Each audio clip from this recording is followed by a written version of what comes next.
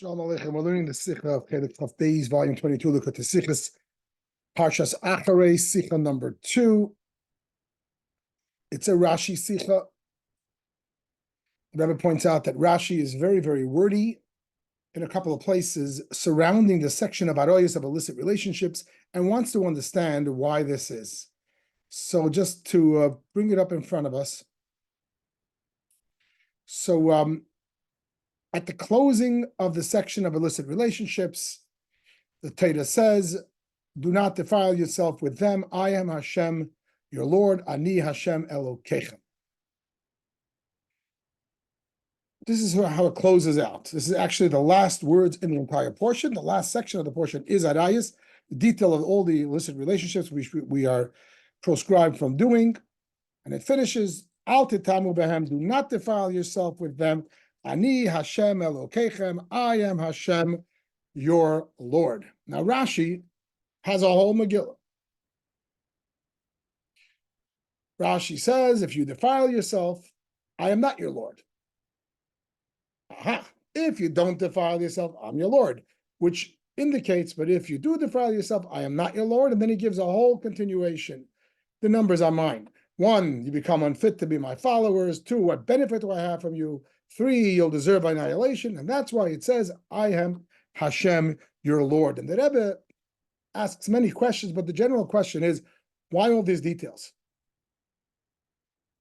Why all these details? Now, very often when it says in the Torah, I am Hashem, your Lord, it means that I promise reward and punishment. So, however, that's not a problem why Rashi doesn't say that here, because, as we're going to see in a moment, that phrase is at the beginning of this section, and that's the meaning it holds there. So, clearly, this closing phrase, I am Hashem, your Lord, cannot just refer to reward and punishment. Got to mean something else. However, what about just the heading of Rashi? Don't defile yourself, I am Hashem, your Lord. Rashi should say, but if you do, I'm not your Lord. End of story. Enough said. Why all these details and 3 different details? Remember, the Rebbe takes Rashi extraordinarily serious. Every word in Rashi is counted and measured, as you see in all the Sichas. He doesn't just cut and paste, even though, for example, this quote is from the Torah's Kohanim from the Medrash. But Rashi is very comfortable to take parts of Medrash and only quote certain words that fit and are needed in the narrative of the literal interpretation. Why, for the literal interpretation of this text, do you need this whole Megillah? Just say the first part. If you defile yourself, I'm not your Lord. Why? 1, 2, and 3. The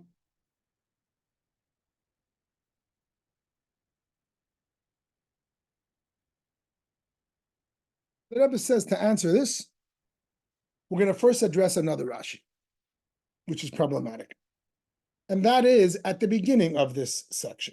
At the opening of the section of illicit relationships, over there too, it says, Vayedaber Hashem el Moshe, Hashem speaks to Moshe, and he says, Ani Hashem Elokechem, I am Hashem your Lord. So Rashi says there's 2 interpretations, but the Rebbe is focusing on the second one. Rashi says, it's revealed to me, to Hashem, that ultimately the Jews will succumb to this sin, and therefore he presents them with a decree. I am Hashem your Lord, as if to say, and here too he gives 3 things. Know who decreed this upon you. A judge who exacts payment and is faithful to dispense reward. So here too, Rashi is very wordy.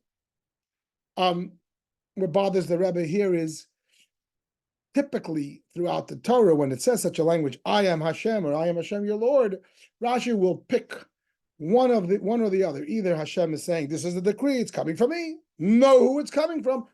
Alternatively, in other places, it's reward and punishment. Here Rashi brings both. So it becomes a total of 3 things. Hashem is saying, it's me that's decreeing, don't mess around, and reward and punishment. Why is Rashi forced to do that? Again, Rashi only brings things that the literal text sort of demands. Why can't we just make this whole thing simpler? So to recap all of the questions, we have the whole section of illicit relationship, the section of aroyos, is sandwiched in with 2 verses. I am Hashem the Lord at the beginning. That's the actual first verse of the section. and I am Hashem, your Lord, at the end. That's the last verse of the section. And Rashi addresses both of them in great detail. In both cases, gives a heading and then 3 more details. Why? It could have sufficed in both cases with the heading. That's basically it. At the opening, he should have said either, I am your Lord, so I'm decreeing this, or reward and punishment, which is customary. And instead, he does both. And at the closing section, he could have sufficed with the introduction. He had to say something at the closing. It couldn't be reward and punishment, which it normally is, or as it is in this case at the opening. It's got to mean something different because you can't say the same thing twice in the same section. But it could have sufficed and say, you know what? At the beginning, I told you I am Hashem the Lord. Don't start up. Or reward and punishment. At the end, it should say, but if you do, the father said, I'm not your Lord. Maybe he's trying to stick it to us even more. But why again the 1, 2, and the 3? And the Rebbe is going to beautifully explain that Rashi is forced, so to speak, by the text itself to explain both verses with such great detail, and that they both include 3 details, and that these 3 mirror one another. Says the Rebbe that the way I understand it, the Rebbe is telling us to step back and look at the entire section. Don't just look at this verse. It also often happens that the Rebbe will explain a Rashi and a verse and say, Rashi is sort of bothered or sort of interpreting the entire section, context, not just text. Don't just look at this verse and say, well, what is it doing here? What's before it and after it? And in both cases, in both of these verses, namely the opening and closing of the section of Arayos, of illicit relationships, the Torah goes on and on and on, telling us how bad this is, which is quite unusual. Sandwiched in between are the actual rules.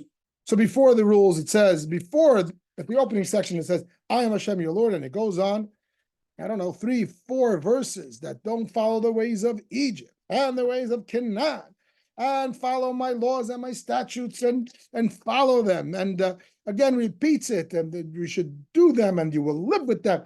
3 or 4 verses, very, very strong. And then again at the end, also sort of an on and on going run-on verses.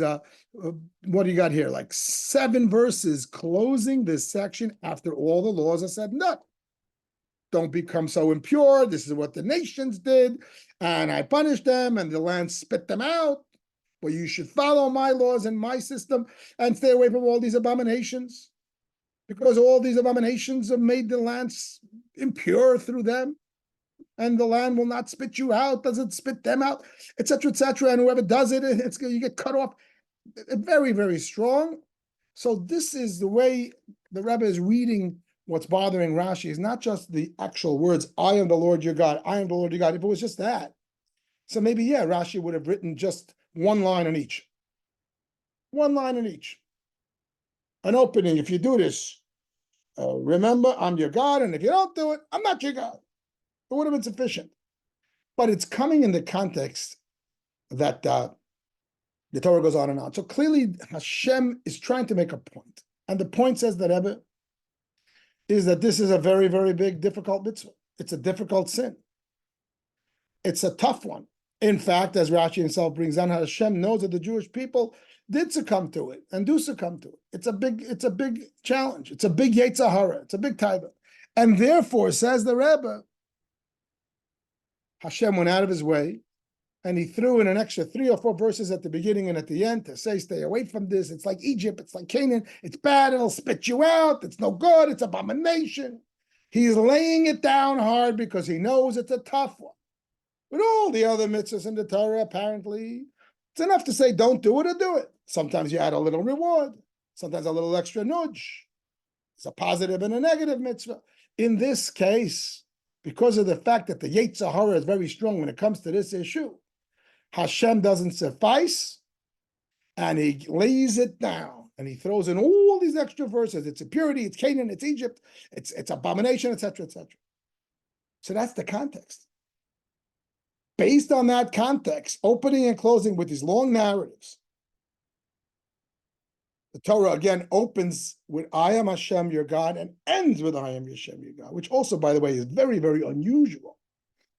That it should just begin before you even said hello. Tell the children of Israel, hello, I am Hashem your God. That's the opening statement, and that's the ending statement. Because it's coming in the context of an understanding, and this is a tough one. This is going to need not just an introduction, like in other places where it says, I am Hashem your Lord, and it refers to Hashem saying, look, I'm decreeing you. Or alternatively, in some cases, it means reward and punishment. It needs both. It needs all of the above. And that's how the Rebbe is going to explain first the opening section. Hashem says to the Jewish people, I am Hashem your Lord. I'm about to introduce to you a very difficult mitzvah. I want to empower you to stand by it.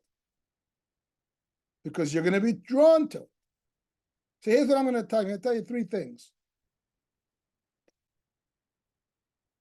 As Rashi himself says, you see, the Rebbe is standing on very strong footing here. It's revealed to him that the Jews will eventually succumb to this sin. This is going to be a tough one, and therefore he presents them with a decree. Not just he presents that it's coming from him. And he lays down 3 points. I am Hashem the Lord, meaning, no decree this upon you. Number 2, a judge who exacts payment.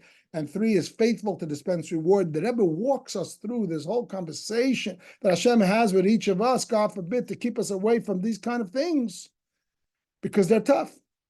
Number 1, Hashem says, number 1, Hashem says, I want you to know who decreed this upon.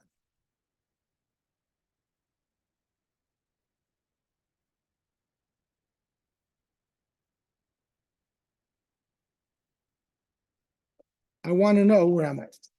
Sorry.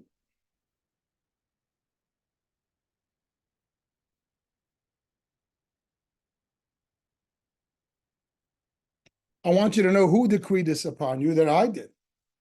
Translation, I'm the creator of the world. And therefore, if I decree this upon you, it's probably good for you. It's probably not good for you to violate it. So that's number 1. I know it feels good, and you're running to it. It's a tough Yetzirah. Ani, first number 1, I am. No, the Rebbe reads the Rashi in the verse. The verse has 3 points. I am Hashem, your Lord. Ani, Hashem Elokeichem. They line up. I am it's I. Know who decreed this upon you. Who decreed it upon you? Not just somebody or someone important. The one who created the world. And therefore, if I create the world and I run the world, you need to know that this has to be the right thing for you. And violating it can't be good. It's just not good. Don't do it. Know who it's coming from. It's like if someone that loves you, your father, who tells you don't do this, you say, watch who's telling this to you. Okay. Then if that's not enough, the person says, I know it can't be good for me, but what can I do? I can't withstand the Yetzirah. And even though Hashem said it's bad, I am going to take my chances, and I'm not going to worry about what's going to be later. It's going to be later. Now it's good. Now it's a pleasure. I'm taking the pleasure. I'm not going to think about the future. Comes along and he continues in order to keep us away from this, and says the 3rd point, a judge who exacts payment. And this means not just that Hashem brings punishment. Payment means that it undoes the whole thing. Payment means that you pay everything back. Somehow the punishment for these sins is such that there's no pleasure left. You paid it all back. So don't think, well, I know that Hashem doesn't want it. It can't be good one day in a future life. But right now, what am I going to do? Let me just enjoy. I'm not going to worry about the future. No, you pay it all back. Very, very strong. Hashem realizes it needs a very strong encouragement, and he lays it down. So we may have 2 reasons not to do this. A, know who's commanding you. Hashem, the creator of life, who knows what's good for us. Don't do it. This is bad. It's just not good for you. Number 2, I don't really care about the future. I'm going to live today and enjoy myself. It's a judge who exacts payment. You're going to pay it all back. There's going to be nothing left from the pleasure. But there's one more point left. The person says, Hashem, so why'd you do this? If it's so bad, why'd you give me a Yetzirah that draws me in that direction? It's not fair. Says Hashem, because he's faithful to reward. The whole idea is I want to give you star, I want to give you free choice, so can I reward you? Which is really what the whole purpose of the neshama counting down on earth.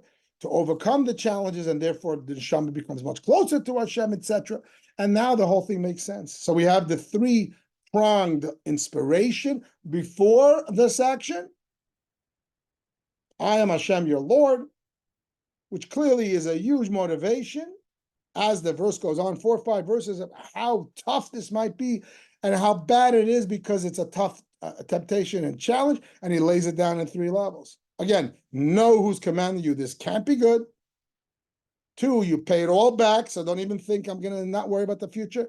And why would Hashem set me up for such a challenge? Because he wants to reward me. It's all for my benefit. Now the person's inspired. Says the Rebbe that Hashem comes back at the end of the section, after it says a bunch of rules and regs on how to live like a mensch and stay away from any unkosher relationships. The Torah again gives a whole Megillah of how bad it is, and it spits out the land and everything. And then again finishes with the words, I am the Lord your God. And here too, we need an explanation. Why is it repeated? So clearly Hashem is saying to us in Torah that all of the earlier inspiration is not enough. We need a new inspiration. Says the Rebbe, and the last inspiration after this section, including the closing words, I am the Lord your God, mirrors the first. However, it mirrors it in the negative. The opening time, it says, I am the Lord your God, is positive. You know who's commanding you, and there's reward, there's punishment. Parenthetically, all those verses that are written right at the opening, also very positive. You don't want to become impure like the Egyptians and the Canaanites. It's inspiration. But at the end, I'm going to call it threats. It's very, very strict. At the end, it's like you're going to be spat out of the land. The land will spit you out. The Torah says it's bad news. So it's almost like there could be somebody that even the aforementioned introduction would not be enough, and he needs a zet to keep him going, to stay away from this Yetzer Hara, and therefore it ends with that. And therefore the last 3 words, which close the whole portion, I am the Lord your God again, Ani Hashem Elokechem, have to mirror, but they mirror it in the negative. They mirror it in almost like in the threatening way, which is much stronger. How do they mirror? Let's go through it. First of all, the opening section, the first word of Rashi is, don't defile yourself. I am Hashem, your Lord, says Rashi. If you do defile, I'm not your Lord. You see how powerful that is? It's one thing to tell a Yid, listen to me, I'm your God. The other is, if you don't listen to me, I'm not your God. And the Rebbe explains how that wakes up every Yid. We see it openly. You ask a Yid to do a mitzvah or whatever, and he says, I'm not interested. But you tell him, you know what? You're not Jewish. Are you kidding me? He'll kill you for saying it. So the negative has a tremendous power to bring out the neshama. Now you're telling me that I don't do it. I'm severing the connection. A Jew never tolerates it. So therefore, if you defile yourself, I'm not your Lord. And here too, we have 1, 2, and 3 mirroring the earlier conversation. So when it says, I am, remember we said the 3 levels. I am Hashem, your Lord. I am matches up with know who decreed upon you. That's the positive motivation. But at the closing of the section is the negative motivation. You're unfit to be my followers. I'm not even saying I'm decreeing. You're unfit to even be my followers. It's basically saying I'm boss in a negative way. I'm no longer your boss. Much stronger. When it says Hashem faithful to reward, that was the intro. Here we say, what benefit will I have from you? Meaning to say, the whole idea of reward is that Hashem gives us reward because we give him pleasure. We give him nachas. Hashem says, you give me no pleasure. So again, everything is said in the negative, which is much stronger. And then finally, when it says, I'm a judge who exacts payment, here the language is you deserve annihilation. You know, in a simple sense, that's the worst payment. But the Rebbe turns it even more. When we say exacting payment, when there's punishments in Torah, it's always for our benefit. It's always to cleanse the soul. So even though it's painful, but it represents a relationship. Here Hashem says there's no more relationship. I'm not even looking to exact payment. It's annihilation. There's nothing. Because it's sort of like I don't care anymore. You have severed the relationship completely, and this becomes the greatest disconnect, and ultimately, therefore, the greatest inspiration. So the Rebbe explains to us in this Sicha. So clearly, what did we accomplish? We see how the words of Rashi are precise. There's nothing extra here. Rashi needed all the details in both of these verses. The wordiness is based on the context. We're both by the introduction and the closing. There's a tremendous amount of verses in pushing the importance of this decree because it's a tough one. At the beginning in a positive way, at the end in a negative way. And the same thing is in the actual words, Ani Hashem Elokeichem, by the intro and by the closing, they mirror one another. And I think the takeaway here is, I said earlier that when you tell a Jew to do a mitzvah, that's one thing, but when you tell a Jew he's losing his connection, look what's happening now with anti-Semitism rearing its ugly head. We're hearing stories of people who are engaged to non-Jews, and they're breaking up their relationship because of what's happening, because the non-Jew calls them a dirty Jew or whatever, or now they feel a disconnection. When you're touching the connection of a Yid, when you're telling me that I'm not Jewish, I'm not going to stand for that. And suddenly that brings it out within every single one of us, that connection. I think this is mirrored in Tanya, where chapters 18 to 25, where the Alter Rebbe explains a relatively easier way to serve Hashem with complete consistency. The longer way, right? Hasidim say that till chapter 17 is sort of the longer way, and chapter 18 to 25 is the shorter way. And what does it mean? The longer way is the Chabad way. Do a lot of meditation, think about Hashem's greatness, and you'll have love and awe of Hashem on some level, and you'll live like a Yid, an inspired Yid. 18 to 25, he offers a shorter way. And in short, it means that the person uncovers the fact that he has an essential love to Hashem, which is inseverable. Ultimately, at the end of the day, he'll give his life for it. However, how come he's able to not do a mitzvah or violate a sin? Because he doesn't think that these little actions really matter. And the section there explains in those 7 chapters in great detail how really every single mitzvah is an embrace of the essential bond, and every Avera is, in a sense, a sever of the essential bond. This a Yid can't tolerate. The way you say it in the modern terms, every Yid has a red line they won't cross. For some people it is eating on Yom Kippur or breaking Shabbos or eating Chazah. For others it might be marrying a non-Jew or walking into a church. Whatever it might be, every Jew has their red line. It doesn't matter what it is, but they have it. And you ask why? If the person is not Shomer Torah Mitzvah, they're not really observing, how come there's that red line they'll never cross? And the answer is because they're not going to give up the title Jew. They're not willing to give up that essential connection. Everything else, yeah. The essential bond, no way. When that chapter explains that really every sin is a disconnect and it touches the essential bond, that keeps the Jew away. So perhaps that's what the Sicha is trying to tell us here, that Hashem is telling us, especially when this example of illicit relationships which schlep us down, and there's a strong pull to it, says the Torah. If the positive motivation doesn't help, all the things we said that this is good for you and this is going to be a challenge, but it's a test to give you a reward and everything else, there's a negative. And the negative is, how does Rashi begin? If you defile yourself, I'm not your Lord. But Yid says, you're not my Lord? I'm not taking a chance. You're not connected to me. No way. And that would work. That would work, and to bring the Yid to observe these mitzvahs. The Rebbe sort of mirrors this in the last footnote in the Sicha, where the Rebbe quotes the Rashi. Ma hano yeshli michem. What pleasure do I have from you? Like Hashem is throwing us away, so to speak. And again, I think it's becoming very positive. Hashem is throwing us away because he wants to evoke that thing, that place where we can't live with that. So, and the best way to evoke it is that negative. So the Rebbe says, therefore, the language is, what benefit will I have for you? Why doesn't he just say it straight out? Why does he ask it with a question? Why doesn't he just say, I got no benefit from you? I have no pleasure from you. Rashi doesn't say that. The language that Rashi says, Mahano yeshli mikem. What pleasure do I have from you? Why is it asking rhetorically? Because that's an opportunity to inspire the Jew.